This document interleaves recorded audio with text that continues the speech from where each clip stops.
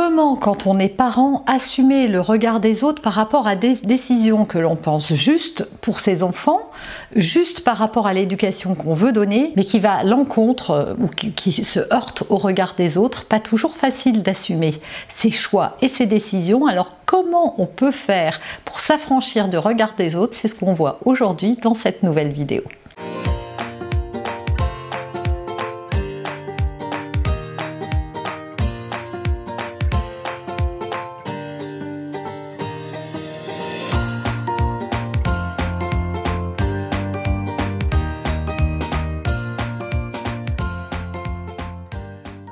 Bonjour, je suis Noémie de Saint-Cernin, votre coach en développement personnel et en parentalité.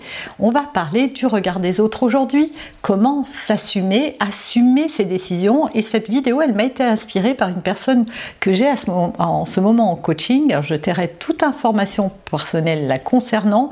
Je suis sûre que ça concerne énormément de parents, c'est pour ça que je fais cette vidéo.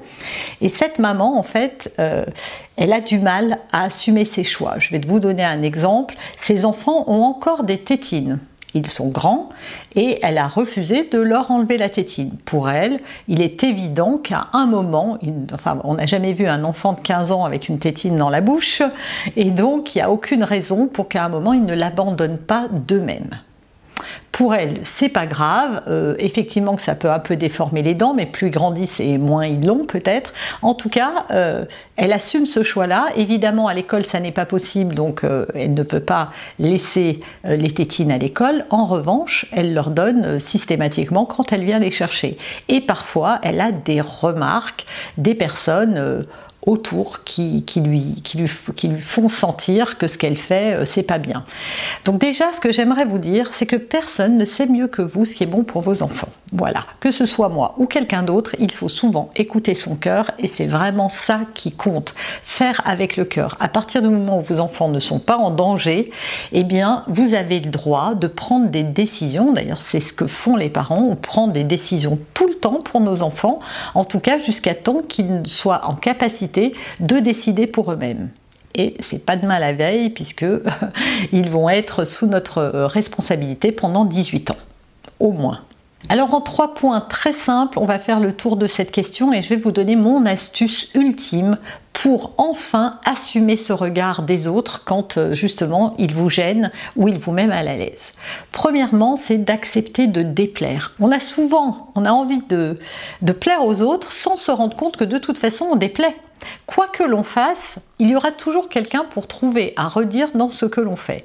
Donc il faut déjà accepter que nos décisions, nos choix ne sont pas les mêmes que ceux des autres, mais qu'encore une fois, il n'y a pas une bible de comment faire ou comment agir ou comment éduquer ses enfants précisément, sur laquelle tous les individus devraient se conforter. Non, il y a des parents, il y a des enfants et chacun fait ce qu'il veut avec son éducation. Mais c'est la première étape, c'est déjà de psychologiquement se dire je vais déplaire et je l'accepte. Deuxièmement, il ne faut pas oublier les raisons pour lesquelles vous faites ce que vous faites. Par exemple, cette maman, quand je lui ai dit oui, s'ils veulent manger un paquet de bonbons, par exemple, qu'est-ce que vous faites? Et elle me dit, en fait, moi je me dis que mes enfants, au bout d'un moment, ça va les écœurer, ils vont arrêter d'en manger. Ou ils vont être malades et du coup, ils n'auront plus du tout envie d'en manger. Résultat, je préfère, plutôt que de leur interdire quelque chose, les laisser faire, quitte à... Mais ce qu'elle n'est pas capable d'assumer, c'est de faire ça publiquement, face au regard des autres qui pourraient être réprobateurs et la faire se sentir mal à l'aise. C'est pour ça qu'il est fondamental de vous rappeler pourquoi vous le faites et pour qui vous le faites. En fait, est-ce que vous le faites pour plaire aux autres ou parce que c'est une décision éducative que vous prenez vous-même pour le bien-être de vos enfants? Et vous voyez, c'est vraiment de remettre l'église au milieu du village. Ok, je vais peut-être déplaire, mais moi ce que je fais, c'est pour le bien-être de mes enfants. Et peut-être que même je peux me dire, avoir de la compassion pour les enfants des autres qui n'ont pas des parents qui leur permettent d'expérimenter ou de faire autrement. Vous voyez? C'est ça, il faut vraiment être consciente que c'est votre choix, que vous savez pourquoi vous le faites, et que donc, tant pis pour le qu'en dira-t-on. Il y aura toujours des gens pour vous juger. Je me souviens d'un jour où moi j'avais décidé de laisser mes enfants se rouler par terre. Voilà, je mettais en pratique des outils que je vous conseille d'ailleurs sur ma chaîne pour gérer les crises de colère.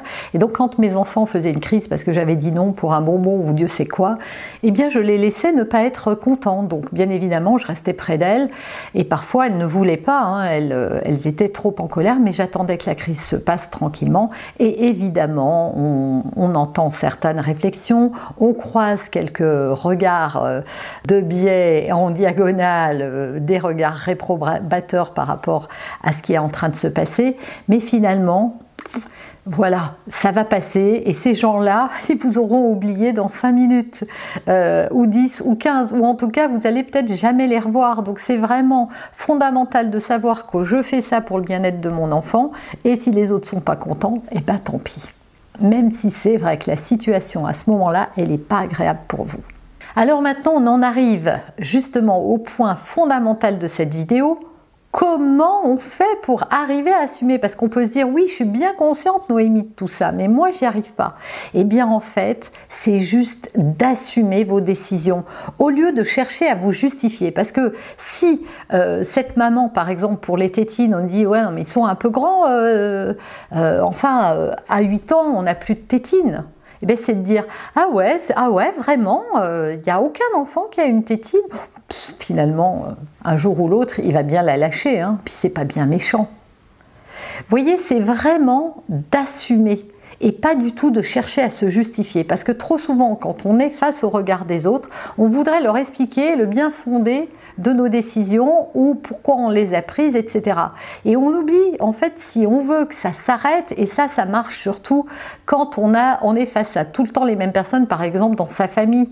On veut mettre en place un certain type d'éducation et vous avez vos parents, vos frères, vos sœurs ou autres qui régulièrement vous font remarquer que vos enfants sont mal élevés ou que ce que vous faites, ça va les rendre capricieux ou autres. Eh bien, c'est de dire « Ah oui, vraiment, ah t'as remarqué toi aussi, ah c'est rigolo !» Ou bon, moi je teste comme ça, finalement, peut-être que pas du tout, hein. Moi je connais des enfants à qui on laisse, on est très strict et finalement ils font n'importe quoi. Vous voyez, c'est vraiment de défendre en fait votre position envers et contre tous. Par exemple, sur ce qui se passait avec mes enfants à l'époque, je ne savais pas tout ça non plus, mais quand on me fait une réflexion, hein, quand cette petite mamie m'avait dit si vous les laissez faire, vous verrez ce qu'ils feront plus tard, j'aurais pu la regarder en lui disant « Ah vraiment, vous croyez que ça va empirer ou c'est juste parce qu'ils sont tout petits et qu'ils ne savent pas gérer leurs émotions ?» Ou alors, j'aurais pu aussi répondre « Ah bon, et vous me conseillez de faire quoi exactement ?»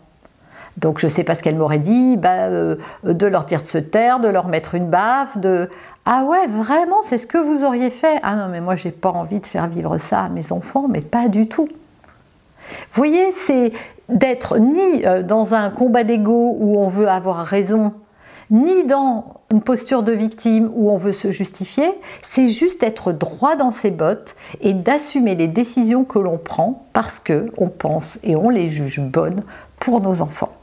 Ils mangent des bonbons et ils sont en train de vider le paquet, on vous fait la remarque que c'est addictif, qu'ils vont avoir mal au ventre, qu'il y a ceci et cela dedans, c'est de dire « Ah ouais, justement, tu crois pas que s'ils finissent tout le paquet là et qu'ils ont mal au ventre, ça va les vacciner et qu'après ils en mangeront plus des bonbons ?»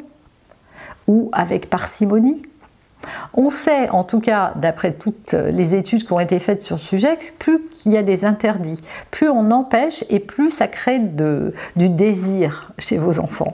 Donc autant ne pas attiser ce désir. À partir du moment où il n'y a pas d'interdit, il y a moins de transgression, c'est sûr.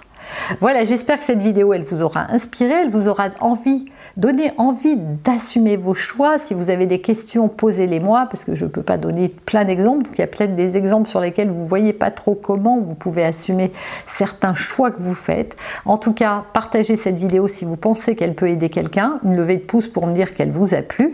Abonnez-vous si vous en avez envie. Et moi, je vous retrouve très vite pour un prochain sujet.